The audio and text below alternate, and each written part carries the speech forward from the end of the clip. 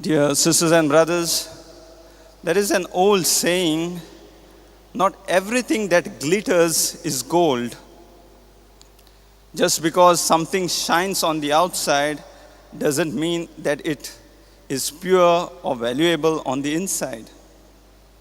The same is true for our spiritual life.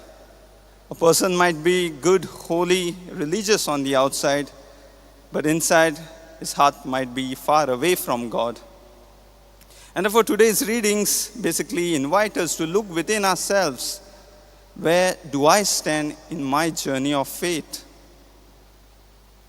I would like to reflect with you today on one key message that stands out in the first reading.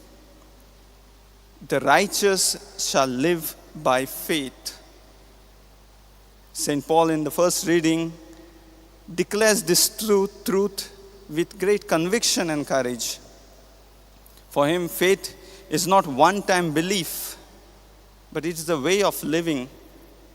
It is a daily trust in God, even though the world around us might move in another direction.